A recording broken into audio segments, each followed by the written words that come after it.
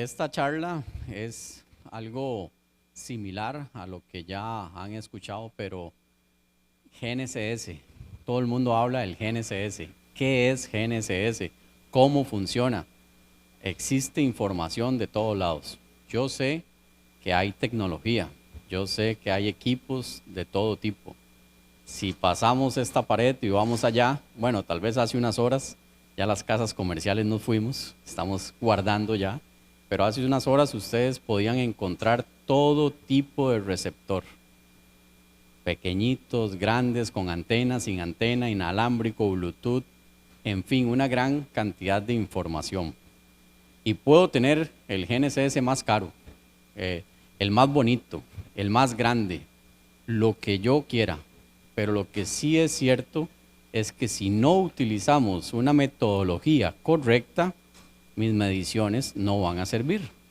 Y ahí es la importancia de conocer los parámetros y las configuraciones necesarias que podemos hacer en los receptores.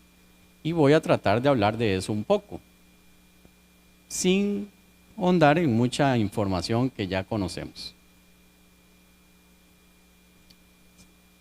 GNSS es esta constelación, este sistema de navegación global por satélite que se compone de diferentes constelaciones. Todos sabemos ya que existe el GPS, que existe el GLONASS, que existe el Beidou, que existe el Galileo. Bueno, ¿cuáles son importantes para mi receptor? ¿Cuáles son realmente significativas? ¿Cuáles señales realmente yo necesito recibir acá en Costa Rica para un posicionamiento preciso? ¿Por qué? Porque hay señales como el código que no es tan preciso. Puede funcionar más para un estático, tal vez muy prolongado.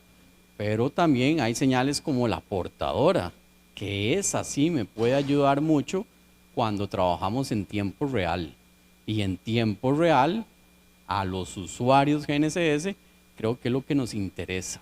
Poder ser productivos en un menor tiempo posible es lo que buscamos. Tal vez llegar a campo, establecer mi coordenada base de salida y en un par de horas, 3 horas, haber caminado 40 hectáreas tal vez. Eso es lo que buscamos, pero lo buscamos con una buena precisión. Entonces es muy importante que la tecnología nos ha llevado al desarrollo de señales, a tener más información, más opciones en campo, pero tenemos que saberlas utilizar. Muchos hemos aprendido este tema en la calle, en la universidad o al amigo que me contó. Entonces, también es importante investigar un poco cuando queremos utilizar la tecnología. ¿Cómo se determina la posición y la precisión? El principio básico es la trilateración. ¿Cuántos decimos? Es que medí coordenadas. Nosotros no medimos coordenadas. Nosotros calculamos coordenadas. Y las calculamos por medio del tiempo, por medio de la medición del tiempo. Entonces, conocer los errores, conocer la precisión de los relojes de mi receptor, el que voy a utilizar, es muy importante porque así puedo llegar a establecer qué nivel de precisión puedo obtener. Gracias al tiempo calculamos la distancia, también a la velocidad de la luz y trilateramos. Y podemos establecer pues la coordenada, establecerla, calcularla.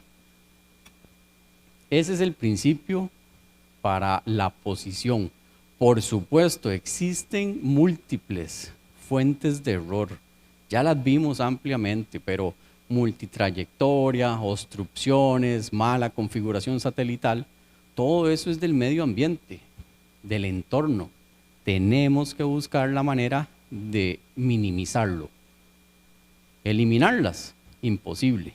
Minimizarlos ya es posible gracias a la tecnología, al desarrollo de las diferentes soluciones o las diferentes soluciones satelitales que existen hoy en día. Como les dije, antes estábamos allá del otro lado y ahí veíamos todas las características de equipos. Pero eso es lo que tenemos que pensar cuando vamos a salir a campo. Por supuesto, también por ahí el retraso atmosférico, que es importante contemplar. ¿Cómo se reduce esa influencia de estas fuentes de error? Como les decía, aplicando metodologías correctas de levantamiento para mí es lo más importante. Hoy en día pensamos en N-Trip. Creo que la mayoría dice N-Trip. Bueno, hay una red de estaciones oficiales. Perfecto. ¿Me funciona con internet o sin internet? Bueno, siempre con internet. Entonces ya necesito ir verificando, planeando las situaciones que voy a tener en campo para ver si siempre voy a tener esa conexión disponible, si siempre voy a poder recibir.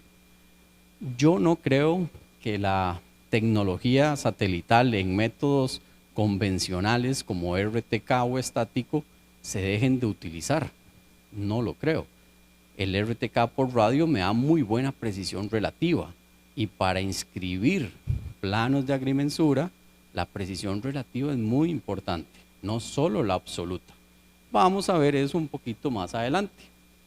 Los parámetros de configuración, bueno, para ir avanzando, perdón. Hablábamos de las metodologías de levantamiento, RTK, estático, pueden ser N-Trip, que es una variable del RTK, puede ser una mezcla de levantamientos. Por ejemplo, yo puedo utilizar la metodología RTK en la base y estático al mismo tiempo.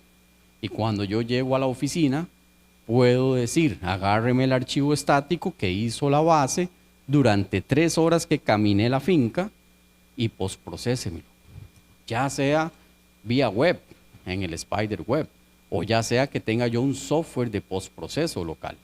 Entonces nos da diferentes oportunidades de ir haciendo 2 levantamientos, 2 estilos al mismo tiempo.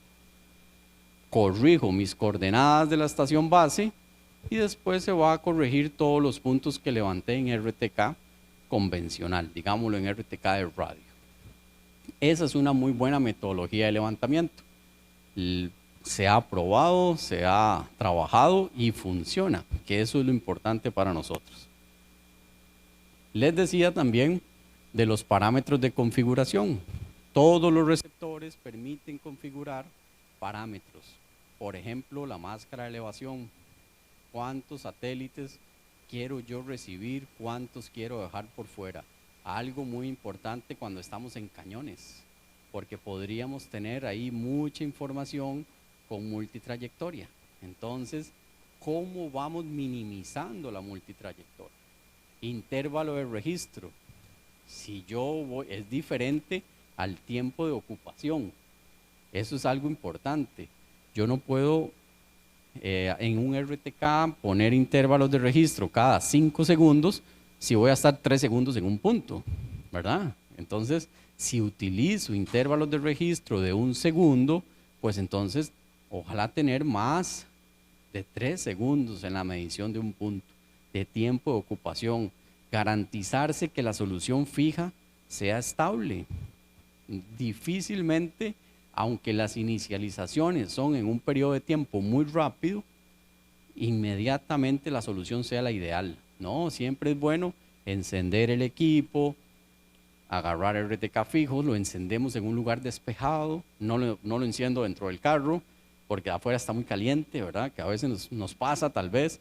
No, sino utilizar las mejores prácticas. El equipo nos ayuda gracias a la tecnología. Nosotros tenemos que utilizarlo de la mejor manera posible. Y entonces ahí está el tema de intervalos de registro y periodos de ocupación. Dependiendo de lo que vayamos a hacer, así registramos y así pasamos en un punto. Queremos un estático, pensamos en los periodos un poco más largos, analizamos las distancias de las estaciones de corrección que vayamos a tener o de los puntos de control. La tecnología y la planificación son muy importantes. Si mi receptor tiene todas esas capacidades, pues es más fácil para mí poder obtener buenos resultados.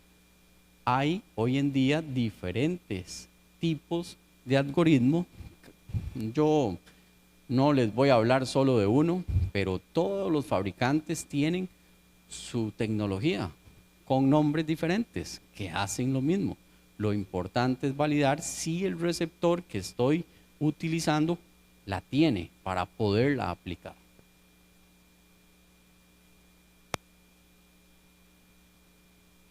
Y bueno, llegamos a algunos conceptos importantes para la parte nuestra de los planos de agrimensura, como lo son los sistemas de referencia internacional terrestre, que es ese conjunto de convenciones, ¿verdad? Es esa parte teórica de que tenemos que tener presente, y el marco que propiamente es la materialización. El datum también, nuestro punto de origen, de ahí salimos. Esa es la coordenada que nos va a definir nuestro sistema. Y bueno, en Costa Rica se llega a utilizar hoy en día lo que es parte del CIRGAS, que lo conocemos para materializar el CR-CIRGAS por medio de las estaciones del Registro Nacional y poder darnos a nosotros nuestro marco de referencia horizontal.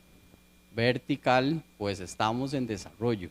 Falta toda esa parte de poder tener, de poder lograr hacer un modelo de geoide para Costa Rica, que se podría hacer con estaciones GNSS más mediciones gravimétricas. Entonces eso está todavía trabajándose. Lo actual es un sistema que está basado en la altura de los mares. Les decía antes que para planos de agrimensura tenemos dos conceptos importantes. La exactitud absoluta, que es la obtenida al amarrar un levantamiento de agrimensura a una red oficial de coordenadas de un país en una época específica, que eso es algo que también a veces nos da dolores de cabeza. La época actual, 2014. Muy bien, todavía están despiertos, excelente.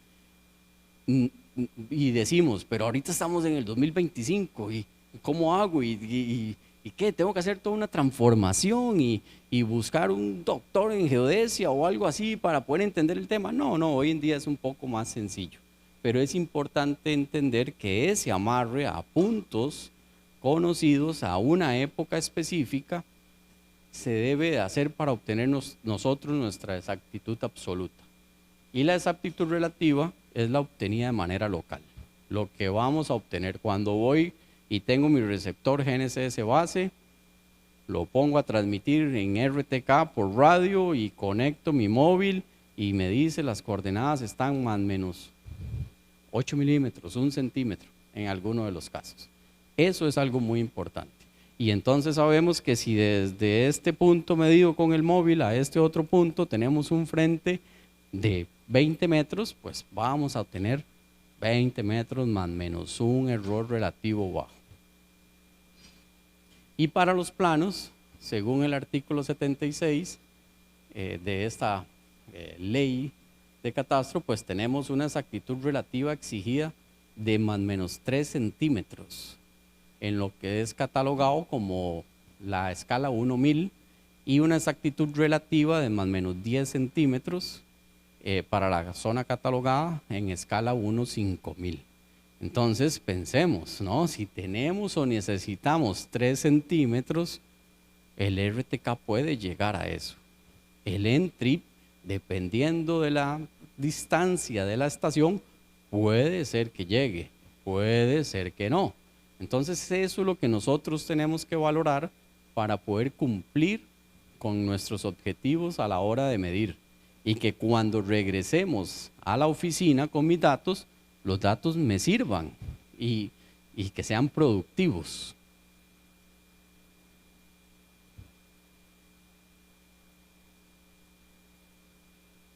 Por ahí, en el mismo artículo 76, se habla de la exactitud absoluta. Entonces recuerden, relativo que tengo ahí local y absoluta lo que yo voy a obtener cuando amarro con mis estaciones de referencia. Y por ahí tenemos para la zona catalogada 1.000 más menos 5 centímetros de error medio cuadrático, y para la zona catalogada 1.5000 más menos 10 centímetros. Entonces, tenemos que valorar qué metodología me va a servir, cuánto tiempo de medición, qué intervalo de registro le voy a poner a mi receptor para poder llegar a obtener esas precisiones absolutas para ya estar en nuestro marco de referencia. Bien, por ahí les tenía también el tema de la época. Existe un calendario GNSS que se publica todos los años para saber en qué día estoy y se pueda calcular uno pues la época de medición actual. Lo importante acá es que las estaciones GNSS están en 2019.24 y la oficial es 2014.59. Entonces hay que pensar en esa transformación para estar en lo, digámoslo así, en lo oficial. Eso es lo importante. Creo que cumplo con el tiempo también. Entonces, muchísimas gracias por la atención. Fue un placer y estamos para servirles.